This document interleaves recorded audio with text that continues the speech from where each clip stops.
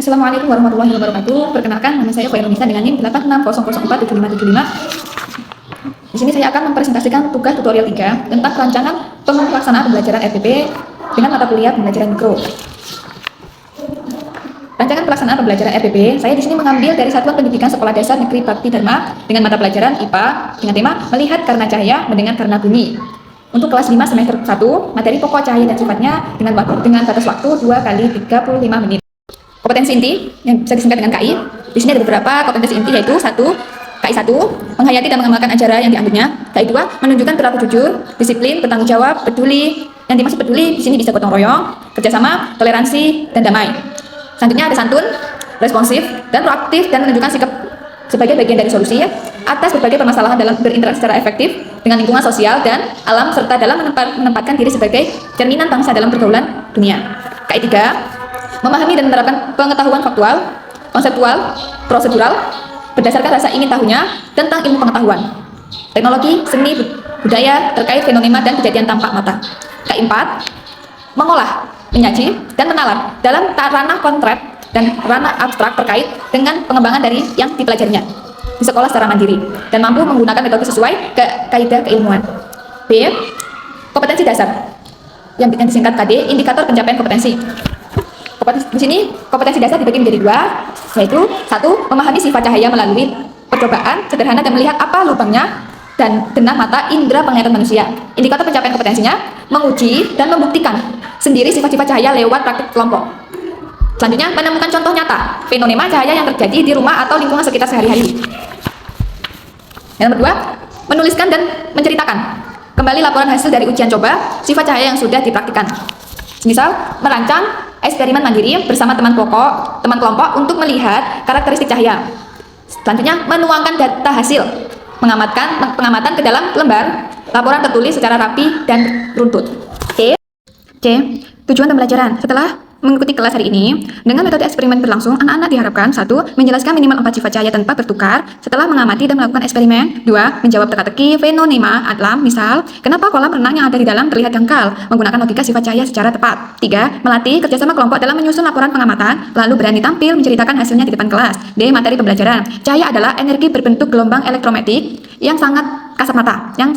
Cahaya sangat penting karena tanpa cahaya, mata kita tidak bisa melihat benda-benda di sekitar. Berikut adalah sifat-sifat cahaya. 1. Cahaya merambat lurus. Cahaya akan selalu bergerak lurus selama tidak dihalangi oleh benda lain. 2. Cahaya menembus benda bening. Cahaya dapat melewati benda-benda yang transparan atau tembus pandang benda bening.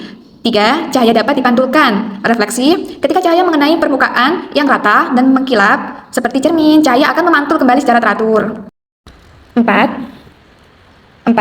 Cahaya dapat dibiaskan atau dibelokkan. Jika cahaya merambat melalui 2 kerapatan zat yang berbeda, misalnya dari udara ke air, arah lambat cahaya akan dibelokkan. Contoh, pensil atau sendok yang dimasukkan ke dalam gelas berisi air jernih akan terlihat patah atau lebih besar. E. Metode pembelajaran. 1. Metode eksperimen. Metode ini paling efektif karena siswa dapat membuktikan sendiri sifat cahaya.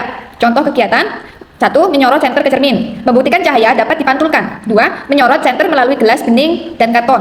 Membuktikan cahaya menembus benda bening. Selanjutnya nomor 2, metode demonstrasi. Guru memperagakan percobaan di depan kelas, lalu siswa mengamati. Contoh, guru melanjutkan bagaimana bayangan terbentuk ketika cahaya mengenai benda. 3. Metode discovery learning. Siswa menemukan sendiri konsep melalui pengamatan dan pertanyaan. Langkah, guru memberi masalah. Mengapa kita bisa melihat bayangan di cermin? Tanya. Siswa melakukan percobaan. Selanjutnya siswa menyimpulkan bahwa cahaya dapat dipantulkan. Nomor 4, metode problem based learning.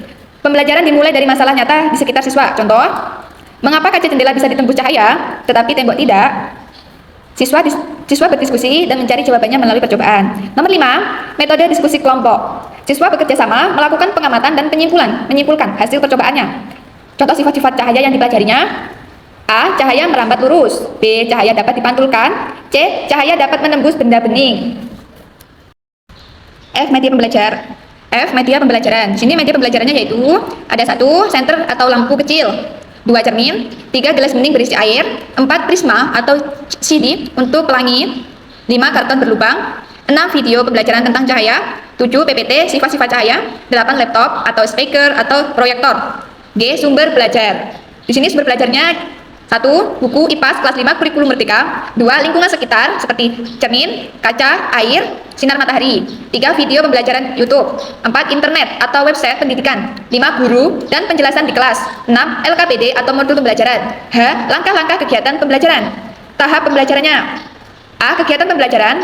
Orientasi. Guru memberikan salam dan mengajak siswa berdoa. Selanjutnya guru mengecek kehadiran siswa. Selanjutnya guru menyiapkan kondisi kelas agar siap belajar dengan waktu 3 menit. A. Persepsi.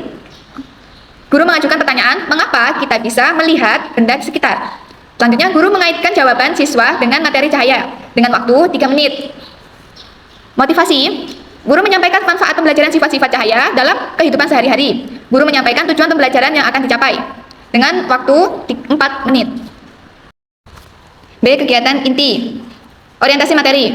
Guru menjelaskan pengertian cahaya dan sifat-sifat cahaya, seperti cahaya merambat lurus, dapat dipantulkan, dapat dibiaskan, cahaya dapat menembus benda bening.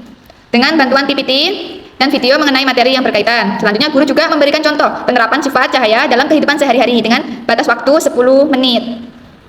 Eksplorasi. Guru membagi siswa ke dalam beberapa kelompok dan menyiapkan alat praktikum sederhana berupa senter, gelas bening, pensil, air, cermin, dan karton berlubang. Selanjutnya guru menjelaskan langkah-langkah percobaan yang akan dilakukan oleh setiap kelompok dengan waktu 5 menit. Demonstrasi dan diskusi. Setiap kelompok melakukan percobaan sederhana untuk membuktikan sifat cahaya dengan pengawasan pintu. Siswa menyorotkan senter pada karton yang berlubang untuk membuktikan sifat cahaya yang dapat merambat lurus. Siswa memasukkan pensil ke dalam gelas berisi air untuk mengamati pembiasan cahaya. Siswa menggunakan cermin untuk melihat pemantulan cahaya. Setelah percobaan selesai, siswa mendiskusikan hasil pengamatan bersama kelompoknya dengan waktu 20 menit. Kolaborasi. Siswa bekerja sama menuliskan hasil pengamatan dan kesimpulan percobaan pada lembar kerja peserta didik LKPD. Guru membimbing siswa dalam menyusun hasil pengamatan dengan benar dengan waktu 10 menit. Komunikasi. Guru mempersilahkan perwakilan kelompok mempresentasikan hasil pengamatan dan kesimpulan percobaan di depan kelas. Kelompok lain memberikan tanggapan atau pertanyaan. Guru memberikan penguatan terhadap hasil presentasi siswa dengan waktu 5 menit. Kegiatan penutup. Guru bersama siswa menyimpulkan materi pembelajaran tentang sifat-sifat cahaya. Selanjutnya guru memberikan pertanyaan singkat untuk mengetahui pemahaman siswa. Selanjutnya guru memberikan tugas rumah mencari contoh sifat cahaya dalam kehidupan sehari-hari serta beberapa soal penguatan kognitif. Selanjutnya guru menyampaikan kegiatan pembelajaran yang akan dilakukan pada pertemuan selanjutnya.